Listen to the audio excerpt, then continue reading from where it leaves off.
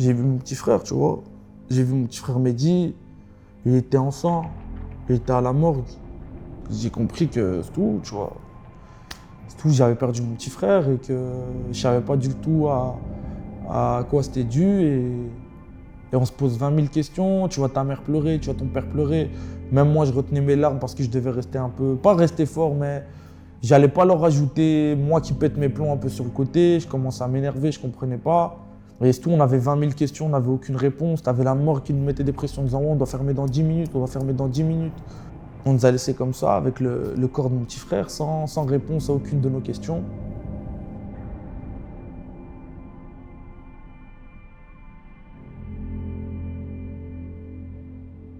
Dans l'actualité, il y a aussi cette enquête du parquet de Bruxelles sur un accident qui a coûté la vie à un jeune homme de 17 ans. Il a été renversé par un véhicule de la police en intervention au centre de la capitale. Il s'agit a priori d'un malheureux concours de circonstances. L'adolescent était lui-même en train de fuir une autre patrouille.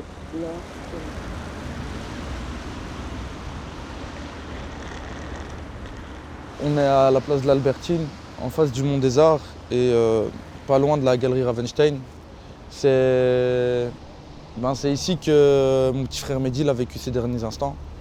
En été ici c'est rempli.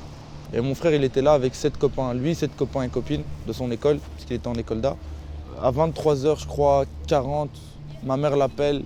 Elle lui disait de prendre son dernier métro. Donc mon petit frère il prend son téléphone, il entend qu'il doit prendre son dernier métro, il dit ok, il raccroche. Il dit au revoir à tous ses copains. Puis, à ce moment-là, c'est le flou.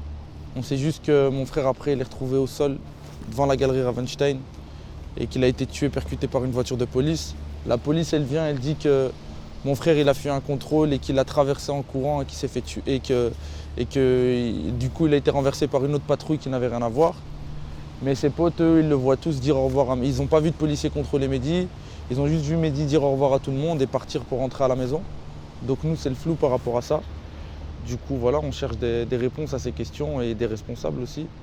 Il est décédé, il s'est fait tuer devant le passage piéton par une voiture qui roulait à contresens, à 100 km/h, une voiture de police qui roulait sans sirène, une voiture banalisée. Donc pour nous, c'est l'incompréhension.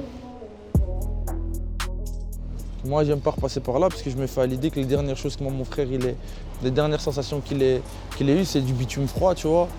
Quand tu passes par là, c'est comme si tu avais un choc post-traumatique, tu vois. Tu es là, tu repasses par là. Tu sais que pendant 2 semaines, 3 semaines, tu fais que des cauchemars, tu repenses qu'à ça et tout. On se rappeler de mon petit frère dans les meilleurs moments et tout. Et pas nécessairement de ça, tu vois.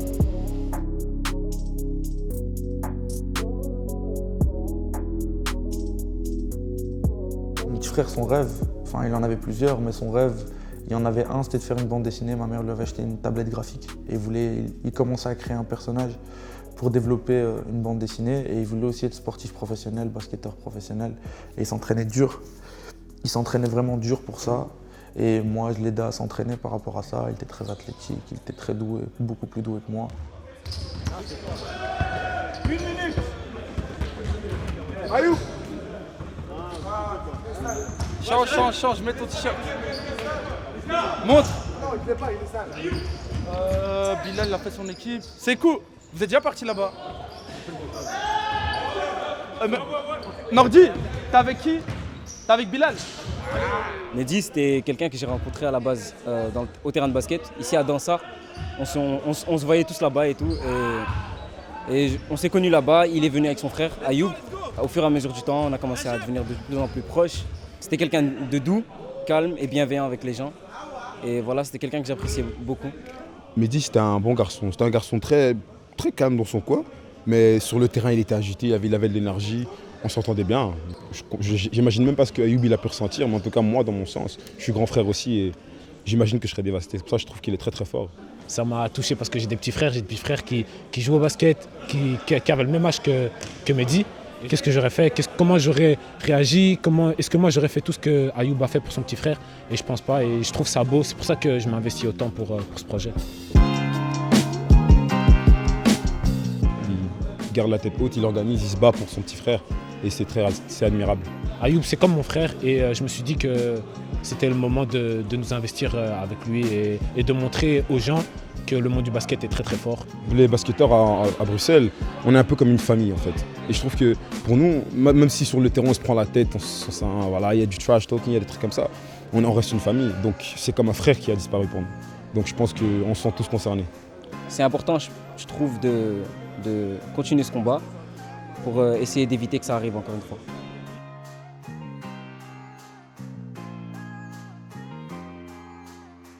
On a tué mon frère. Je ne vais pas laisser passer ça. Même pour n'importe quelle personne, on ne peut pas laisser faire ça.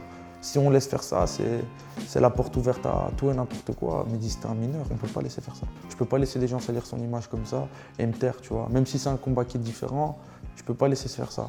Ces policiers en civil sont venus me demander une photo de toi pour t'identifier. Je ne savais toujours pas ce qu'il s'était passé. Ensuite, ils ont dit c'est lui. Je ne comprenais toujours pas. Et là, mon cerveau a fait un lien, mais je ne voulais pas admettre la vérité. Mais tu me manques, mon frère. Tous ces délires, toutes ces bêtises passées ensemble. Tu me disais je t'aime, Ansa. Moi, je te répondais je t'aime pas, mais je t'aime, mon frère. On a organisé une marche blanche, pour avoir des réponses à nos questions. C'est à ce moment-là qu'on a commencé concrètement le combat pour Mehdi, tu vois, justice pour Mehdi, pour avoir la vérité et la justice. On a organisé un tournoi de basket avec tous les amis de Mehdi, enfin les Bruxellois quoi, et on a organisé aussi une exposition ce jour-là. Il y avait une galerie pas loin, et une exposition avec tous les dessins de Mehdi. Et c'était clairement pour rendre hommage à Mehdi, par rapport aux choses qui le définissaient, le sport et l'art, tu vois. Ça a l'air bête, mais cette journée-là, elle est très symbolique aussi parce que c'est la première fois que la presse parlait de Mehdi, mais en tant que sportif, un jeune sportif, un jeune artiste à qui la ville rend hommage. Et c'était plus le jeune qui fuit un contrôle de je sais pas quoi. Tu vois, c'était vraiment un jeune sportif, un jeune artiste. Et c'était un pas pour nous, tu vois. C'est quelque chose d'accompli. On avait humanisé notre frère. Et ça, c'était quelque chose de très très important pour nous. Et on a eu le soutien de la ville, du quartier, des rappeurs, des basketteurs. À ce moment-là, ils avaient compris que voilà, c'était important de rendre hommage à Mehdi, de prendre la parole par rapport à ça et de remettre les choses au clair. Tu vois. Je mets ma liasse dans la veste et mon cœur dans la poche. Défoncé toute la nuit, mais ça va les baisses. J'ai une arme dans la gorge. Ouais, et nous, on attendait 200 personnes. Au final, on a eu les rapports et de ça. De la police, on était 2000 personnes en fait. Oh, ce jour-là 2000, ouais. Avec les gens debout et tout. Oh. 2000, c'est une salle en haut là, gros. C'est une salle en haut de festival. C'est une salle en haut de C'est vrai, il y a des concerts où il n'y a pas 2000 personnes.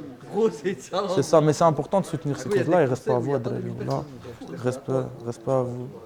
J'aurais pu avoir un frère à ta place qui organise tout ça, tu vois. Et c'est dur, tu vois. Donc en vrai, nous, la moindre des choses, c'est d'accepter cette responsabilité-là et d'être là, tu vois. Sinon, ça craint, tu vois. Moi, ils n'ont rien demandé, la plupart, même le petit frère d'Abdelhak, tu vois.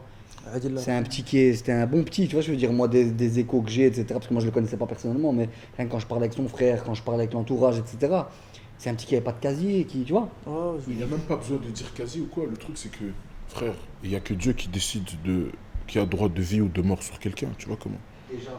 Déjà, avant tout, tu vois comment. C'est pas un flic Avant toute chose, tu vois, tu peux me dire tout ce que tu veux, frère. Déjà, ça, c'est pas normal, tu vois. C'est pas normal. Donc, je pense que quelqu'un ne se positionne pas comme ça vis-à-vis de cette situation, c'est que cette personne-là, elle est d'accord avec, tu vois. Oh. Tu es d'accord avec ça. Oh, je vois, ça va, tu vois, ça va du petit geste au grand geste, tu vois comment. C'est ça. Juste une présence, un partage, passer le mot à quelqu'un. Truc, c'est tout ça qui, tu vois. Juste une présence, ce que je disais, même ça, c'est un peu de soutien ou même juste force, tu vois, on est avec toi. Dans notre cas, le procureur a remis un avis pour que ce soit classé sans suite, quoi. Qu'il n'y ait pas de procès, mais c'est la Chambre des conseils qui prend des décisions, qui remet un jugement, et la Chambre des conseils, elle ne s'est toujours pas prononcée pour voir s'il y avait des suites ou pas. Donc on attend cette audience-là. Ce terrain-ci, il a été renommé au nom de mon petit frère, Mehdi. Maintenant, l'histoire de Mehdi, elle fait partie de Bruxelles, et elle en fait partie même dans l'espace public. C'est la première fois qu'en Belgique, qu'il y ait une victime de violence policière, qu'il y ait une place qui est renommée à son nom. Et c'est important, pour nous c'est une reconnaissance et c'est le fruit du combat et c'est un premier pas. Et on va essayer d'en faire un deuxième, un troisième, jusqu'au moment où on va arriver à avoir tous les éléments pour avoir la vérité pour mon petit frère et puis la justice, que les personnes responsables soient mises en face de leurs responsabilités. Et il y a une stèle en son hommage en fait, elle est juste là. Et cette stèle, elle rend vraiment hommage à Mehdi parce que elle a été faite, comme tu vois, il y a des dessins dessus. c'est les dessins que mon petit frère en fait il avait dessinés. C'est tous des dessins que lui avait dessinés. Et pour lui rendre hommage, on a mis tous ces dessins à lui. Et sur la pierre, il y a une inscription, tu vois, où il est mis terrain de basket Mehdi Bouda, en hommage à un jeune adolescent bruxellois, artiste, sportif, souriant, bienveillant, dont la vie a été ôtée trop tôt. On t'aime à jamais Mehdi et à tous les jeunes bruxellois. Et si tu vois ici, il est mis justice pour Mehdi. Sur la stèle ici, tu as plusieurs dessins de mon frère. Ça, c'est un dessin qu'il a dessiné avant qu'il décède 3-4 ans. Et ce dessin, moi, il me touche énormément. Pourquoi? Parce que mon petit frère, il me l'avait offert en fait. Tu vois. Et ça représente 2 frères. Tu vois. Dans le manga, c'est 2 frères. Et c'est quelque chose qui, moi, ce dessin, il m'a beaucoup touché, tu vois. Et c'était important qu'ils se retrouvent là.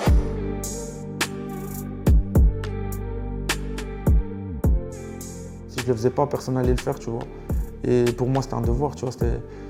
Je suis responsable un peu de mon frère, tu vois. À la vie, à la mort, tu vois. Même, je pense que lui, il aurait fait la même, voire plus, tu vois. Beaucoup plus, tu vois. J'en doute pas, tu vois.